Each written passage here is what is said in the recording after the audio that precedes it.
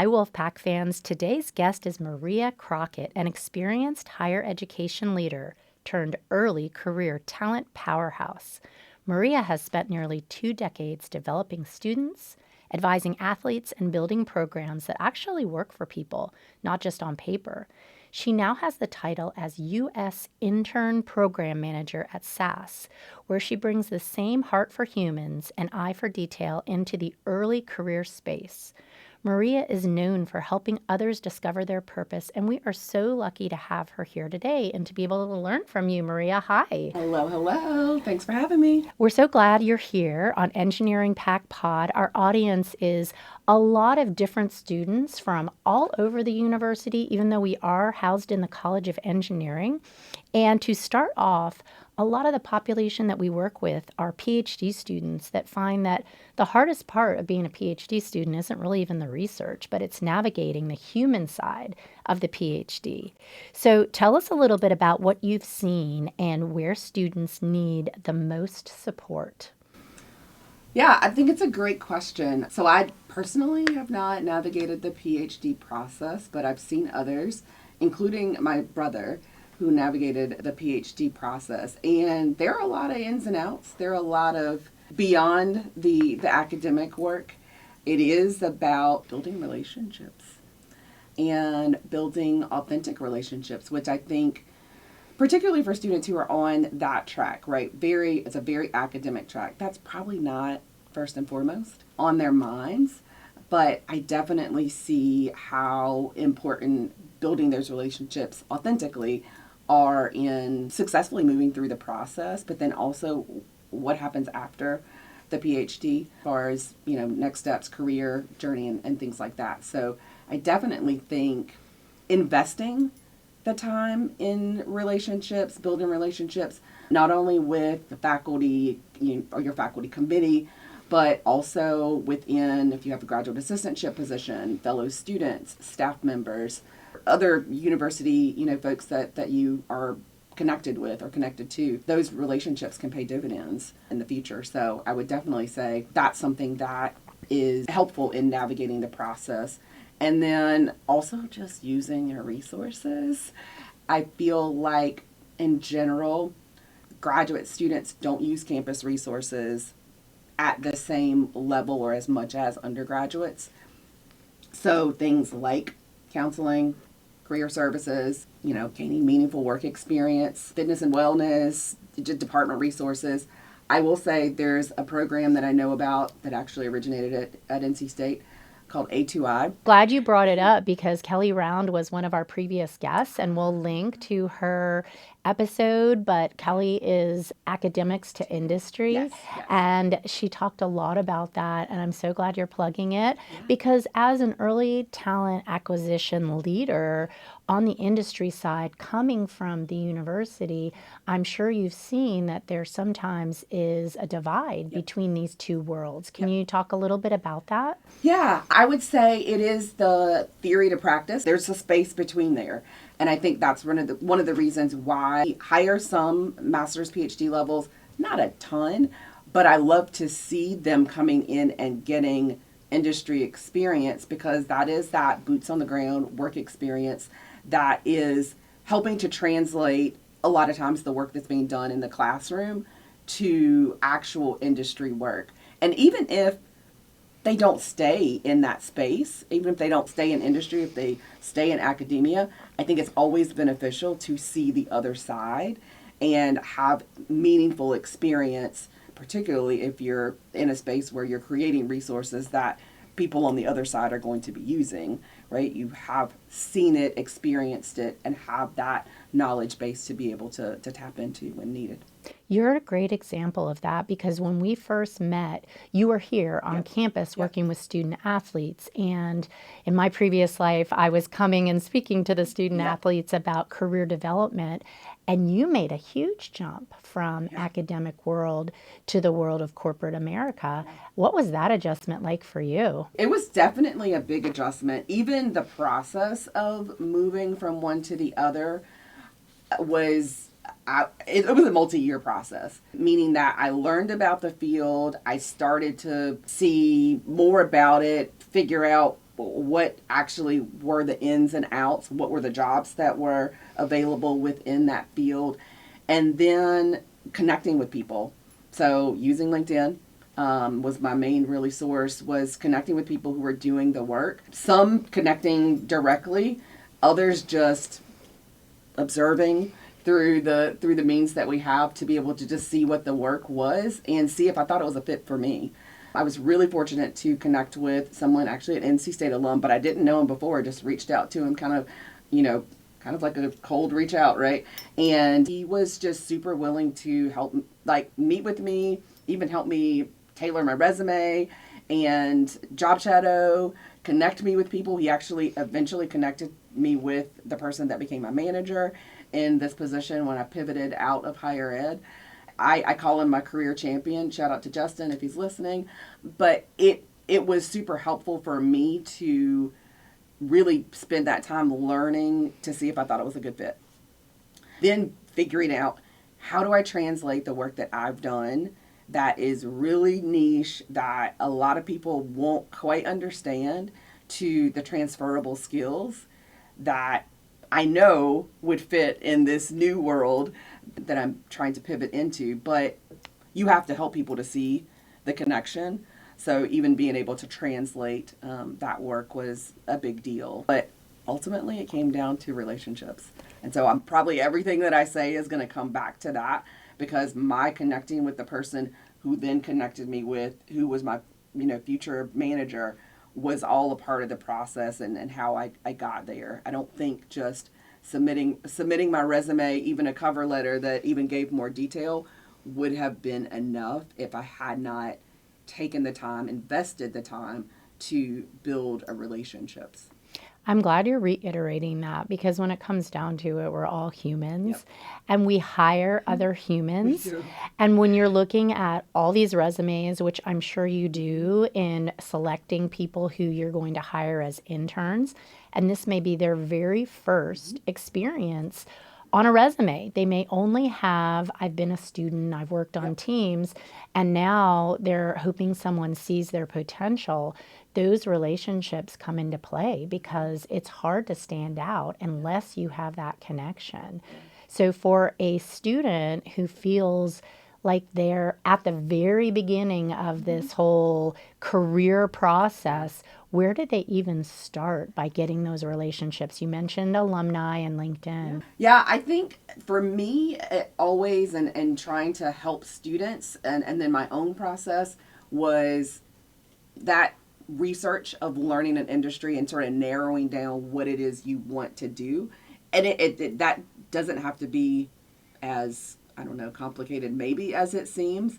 Sometimes it's just getting work experience. The beautiful part about internships and job shadowing and experiential learning, micro internships, are that they're short term, right? So there's no major commitment, time commitment, length of time working. It really is an opportunity to expose yourself to something new, and hopefully from there determine, is this something that I'm interested in and want to pursue further, or I'm not interested in it, I'm going to move on to something else. And I always tell students, sometimes eliminating things that you don't want to do is just as important as figuring out and honing in on what you want to do. I love that, testing the waters out. And you threw in a few jargony terms there that I want to rewind and have you elaborate on for the listener who may not be familiar with the term experiential education and micro internships. Can we dive into that just a bit? Sure. So, and I'll be honest, I'm not like the expert on this necessarily, but experiential learning to me really is anything that you're doing, like a job shadowing, that is giving you exposure to a new industry, right? It could be an informational interview that you're having with someone. It could be, going to an industry day that a company holds on their campus, right? The company that I work for, SAS, it has a campus. It's like a 99-acre campus. Yeah. So it literally is a campus like a university. But, wherever the company is, right, if they're hosting an informational session or something to help you learn about the work that they do, anything like that is, I would consider, in that bucket of experiential learning. Micro internships are more really short term, right? Internships themselves are typically short term, maybe 2 to 3 months in the summer. There are some internships during the year. Micro internships are typically even shorter than that.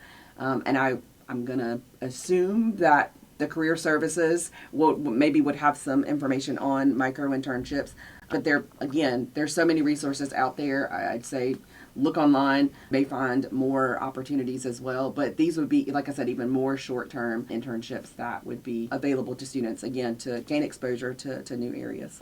And I will link to the Career Development Center because that is actually where I worked in my previous life too. And I do know that there are a lot of resources there with career fairs Yep. and opportunities for students to just get that toe or that ankle in. And like you said, to test the waters. Yes. To see, do I want to continue in this area? Yes. And when they're thinking about that, getting that toe and that ankle in the water, just in this early career stage, what is your honest answer about how you do that? The ins and outs about getting seen. I would say it comes down to putting yourself in the spaces where the people are who are potentially hiring. Right, so that is a lot of times it's going to be pushing out of your comfort zone. So mentioning career fairs, definitely an opportunity. We're so fortunate in this day and time of so much technology that there are virtual career fairs, there are in-person career fairs, right? There's a lot of opportunities to do that, to connect with people who are in positions of hiring. But also, you mentioned alumni connections are a great underutilized resource, I would say, by a lot of students. Joining like student chapters of professional organizations is another way, again, to make connections with individuals. A lot of times these experiences are going to connect you to people who then maybe connect you to opportunities. So it is about making those connections, again, going back to relationships and putting yourself in the spaces where these potential opportunities are sort of presenting themselves. I like that you touched on the confidence involved in that because it takes a lot of courage to put yourself out there and to think, oh, I might get rejected, I might stumble, I might not get chosen for that. What are the lessons in some of those kinds of setbacks for students? Yeah, I think always having a mind of what can I learn from this? Not just, oh, this happened, this sucks, it was something that I really wanted.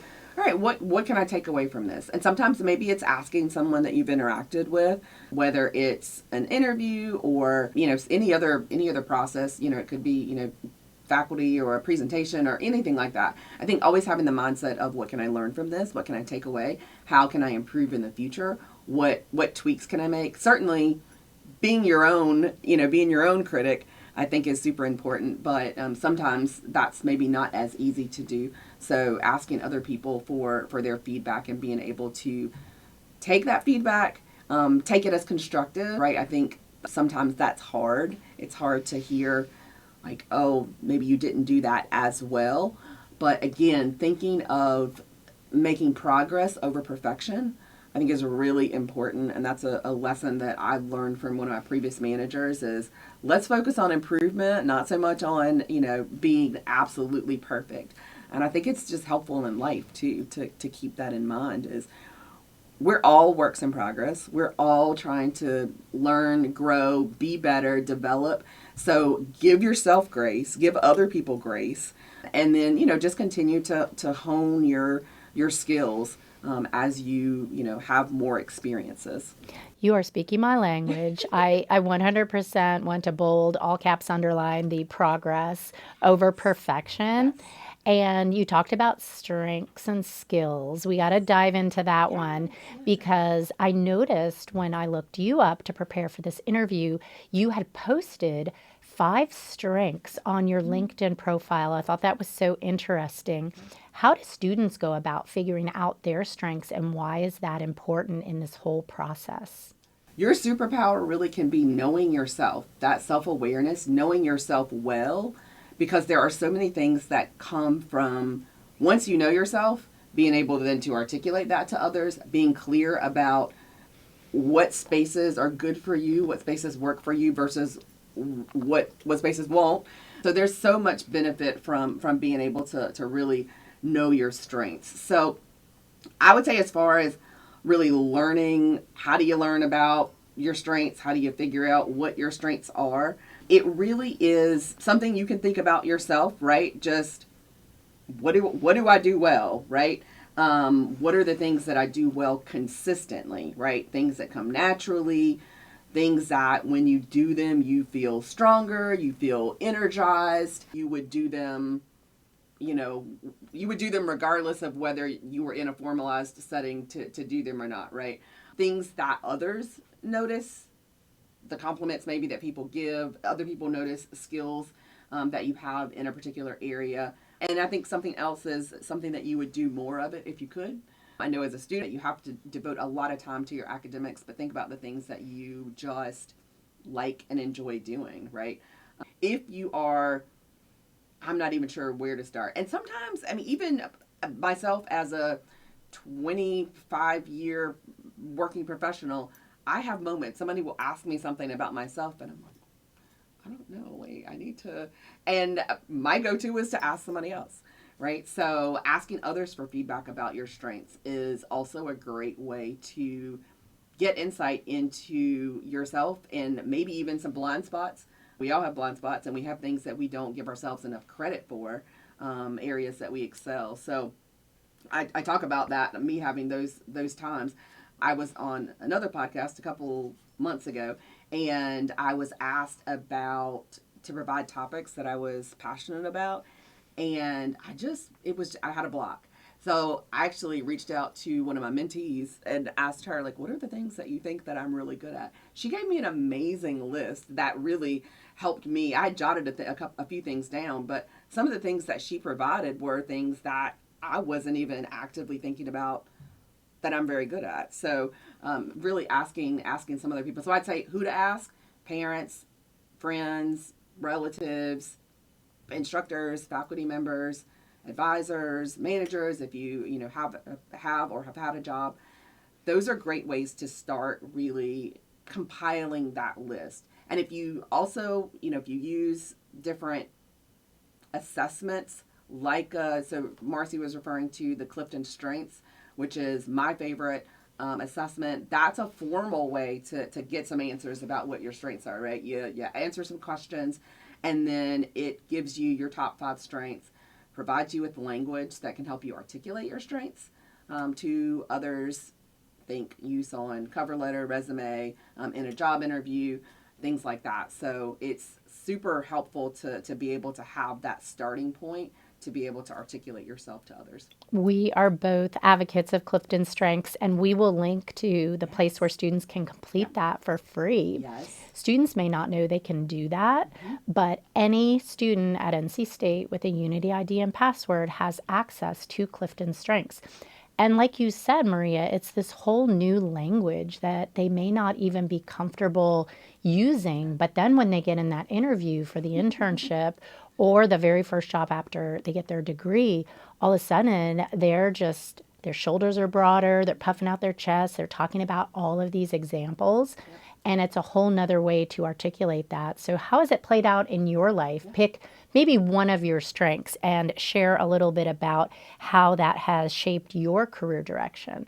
Yeah. I would say 3 of my top 5. So that's one of the things about the Clifton Strengths Report is you get a top 5, and 3 of my top, and they're all within certain categories. So 3 of my top 5 are in relationship building. Shocker, shocker. If you've been paying attention to the things that I'm saying. So I am definitely a relationship person. And so using that, using those strengths has definitely been something that I've used to my strength in the work environment. I would say knowing myself well, having that self-awareness has been key to me being able to make impactful, meaningful, build authentic relationships with others, and using that to my advantage, right? Like, small things like remembering a coworker's child's birthday, or that they were having a surgery, or a previous conversation with students as well. I admittedly will tell students a lot of times, if I met them once or twice, I might forget their name, but I'll remember something about them. I'll remember what school they went to. I'll remember what their major is. Don't ask me why I can't remember their name, but I can remember the other stuff. Something probably in how my brain works. But the relationship building piece of my strengths, and again what shows up every day, how I show up authentically, but then also what showed up on my report has been crucial. And I talked about how even getting the jobs and making the pivot from higher ed to corporate was based on my relationship building and being really comfortable in being able to connect with people authentically.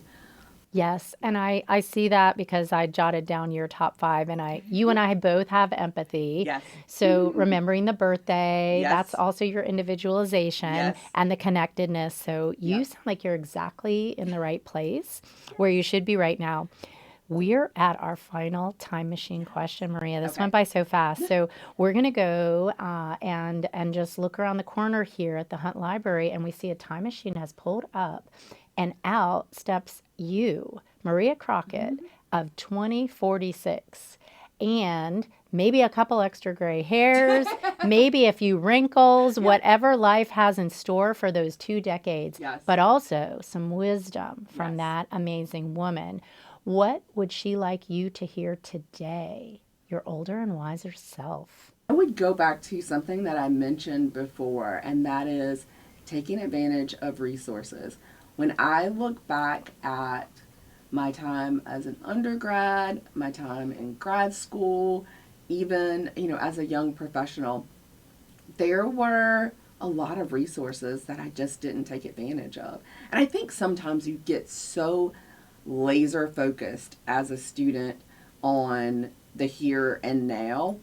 And I would have been thinking, I was thinking about the future a little bit, right? But I would have been thinking more about how can I use these resources while I'm here, not just resources of, career service. I didn't use career services when I was in undergrad or grad school, I'll be honest, or counseling or things like that, but people resources, right? I think that I probably tapped into people resources more, but I would have used those resources more just to fill in gaps, right? I think sometimes we work harder and not smarter, and using the resources that are available to you is a way to fill in some of the gaps in maybe what you don't know or who you don't know, or that can help you get from point A to point B quicker, faster, more successfully. That's really what a lot of the resources in college are about, coaching you to